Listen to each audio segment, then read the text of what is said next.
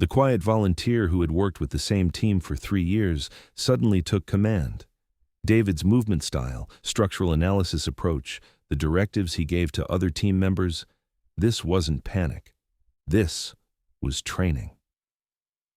While the Riverside rescue team watched helplessly, David Chen had transformed into someone completely different. How had the ordinary volunteer they'd known for 3 years suddenly become a leader? Because David Chen had never been ordinary. The man who had volunteered with the same rescue team for 3 years had suddenly become someone entirely different. David had methods that no one had noticed until today. And today, in the disaster that struck Riverside, everyone would learn who David really was. Welcome to Hidden Legends.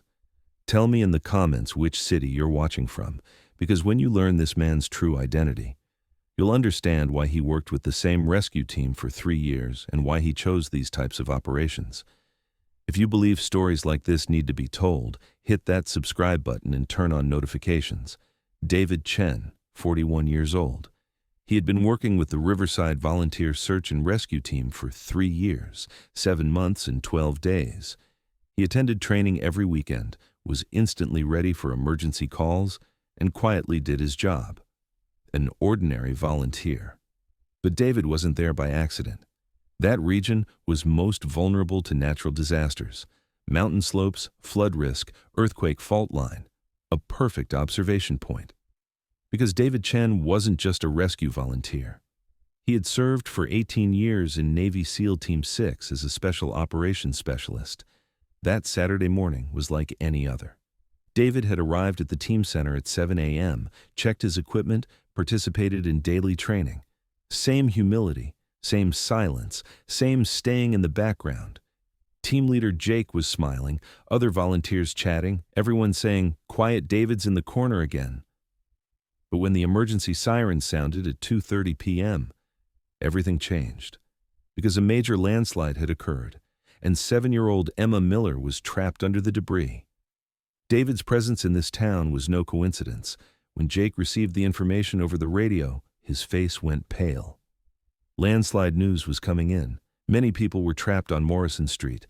Team members began frantic preparations, calling ambulances, notifying the fire department, preparing heavy equipment.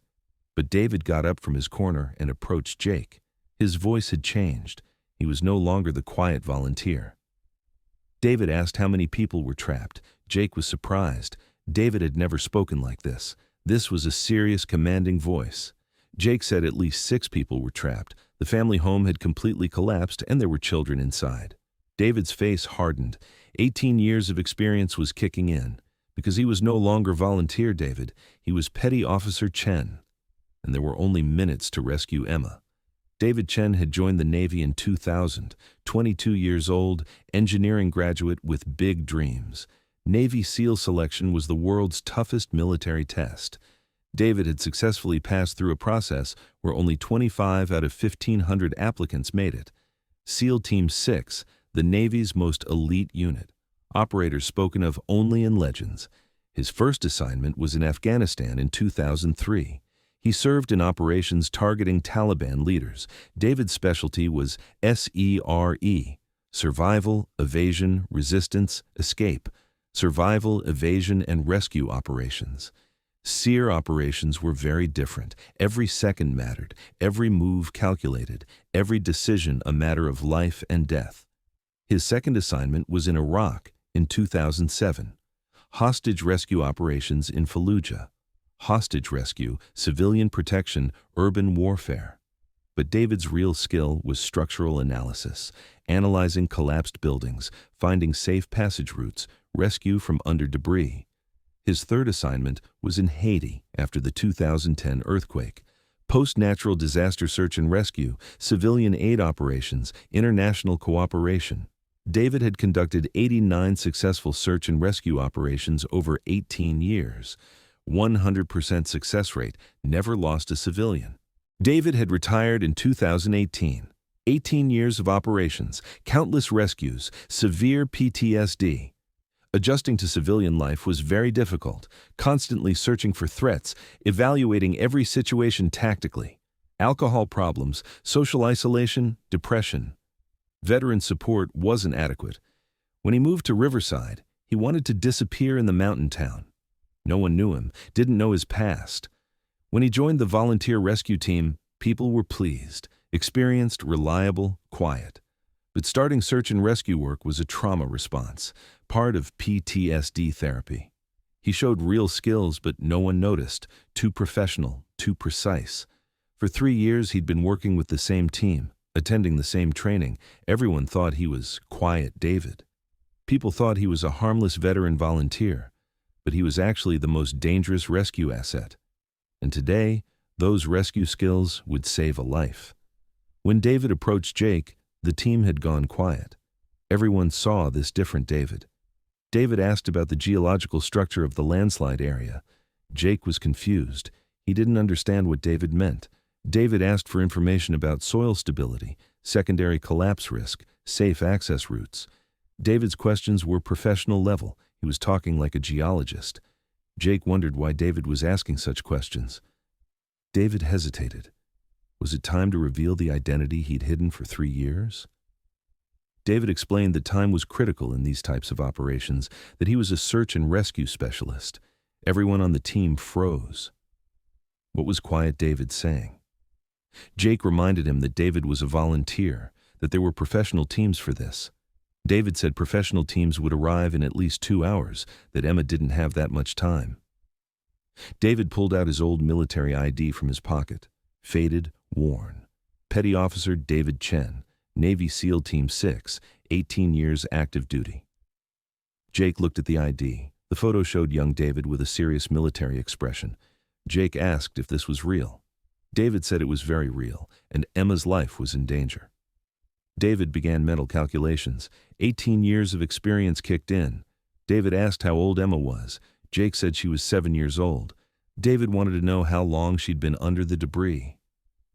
Jake said 20 minutes. David nodded. He explained that crush injury tolerance in children was 2 to 3 hours, but every minute was critical. Jake didn't understand what he meant. David said the earlier they got her out, the higher her survival chances would be, that they couldn't wait for professional teams. David began profiling. He asked how many stories the house was, what the collapse pattern was like. Jake said it was a 2-story wooden house that had completely collapsed to the side. David assessed it as a pancake collapse situation. His face became serious. Jake asked David to lead them if he was really an expert. David said he would rescue Emma. David pulled out his old emergency communication device.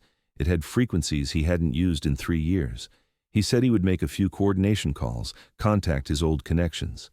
David's first assessment was a geological survey. When he approached the landslide area, 18 years of training automatically activated. Structural assessment, building collapse pattern, debris distribution, safe approach routes. The house on Morrison Street had completely collapsed, but David focused on details.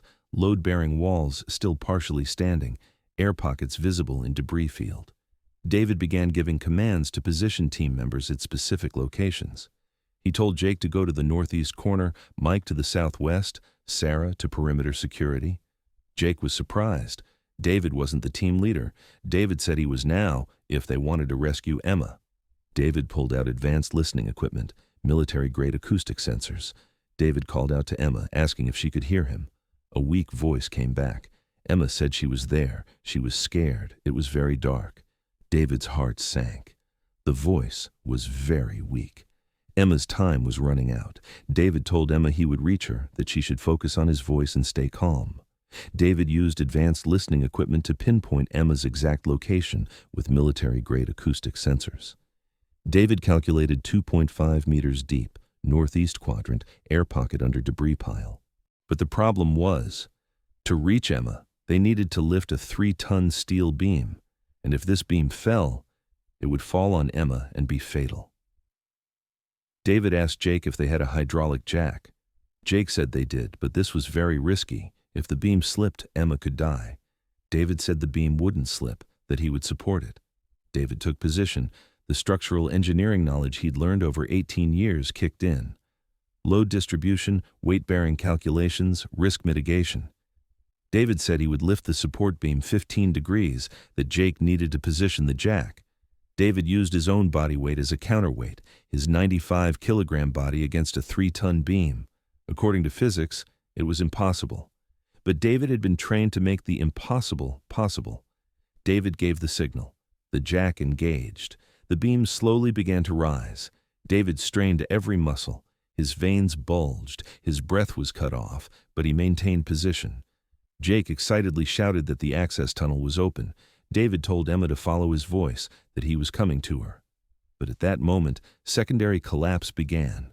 The sidewall began to sway. The debris pile became unstable. Jake panicked, shouted for David to get out of there, that the whole building was collapsing. David hesitated. He was only 2 meters from Emma. But if he left, Emma would die. If he stayed, they both might die. The most important lesson he'd learned in 18 years of SEAL training: never leave anyone behind. David firmly stated he wouldn't abandon Emma and entered the tunnel. The tunnel interior was very narrow.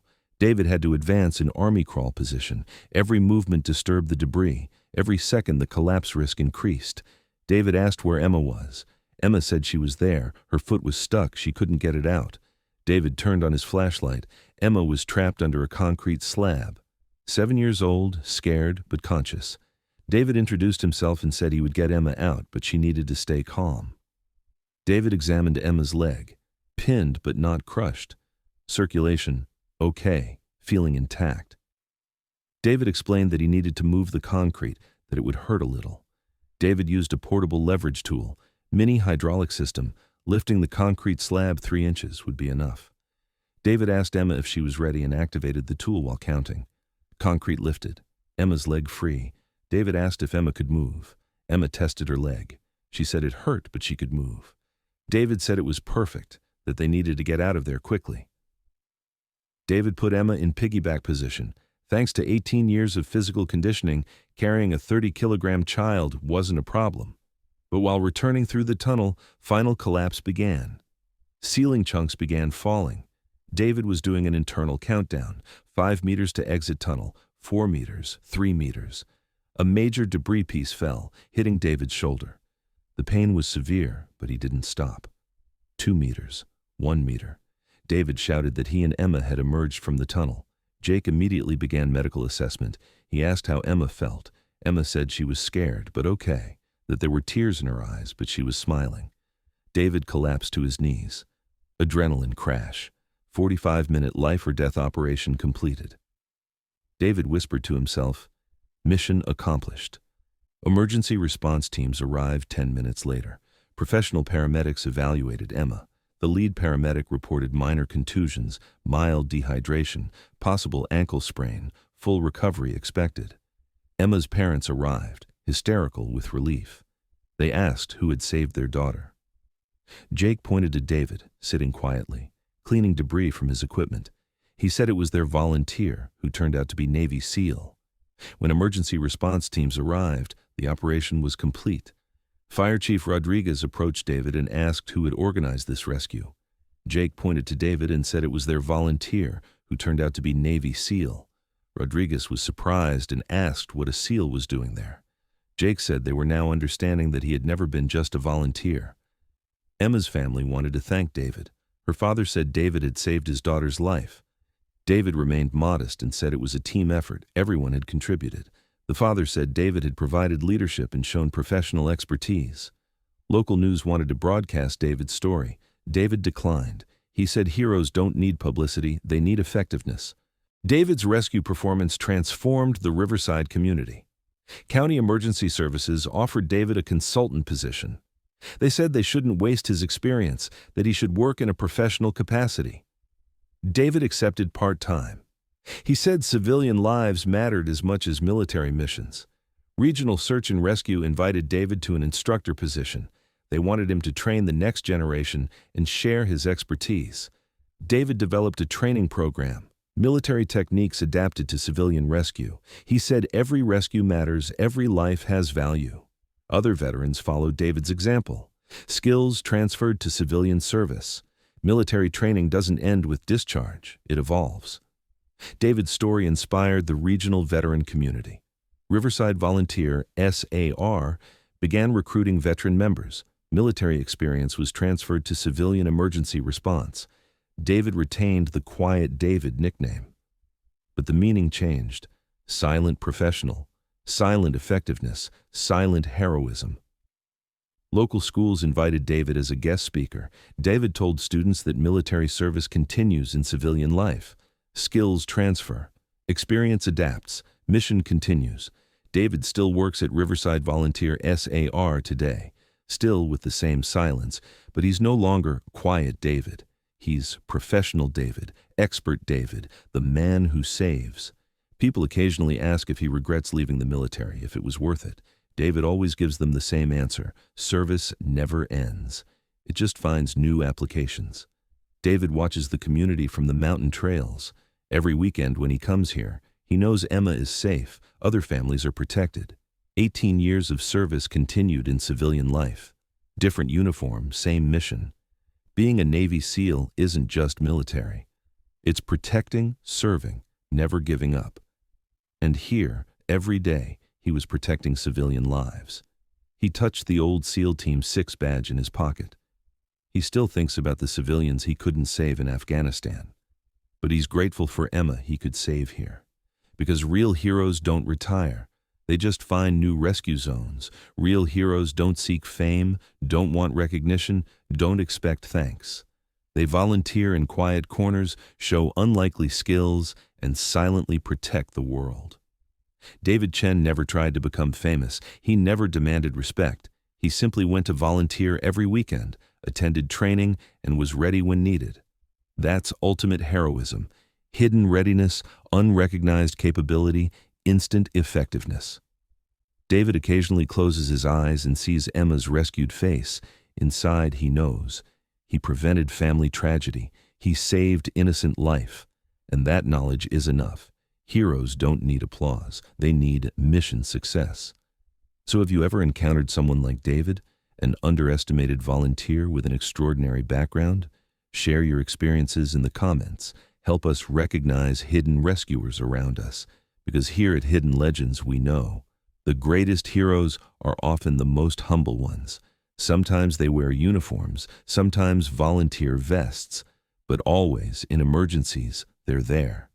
If this story touched you, like, share, subscribe. Help these powerful stories continue. We'll see you in the next video.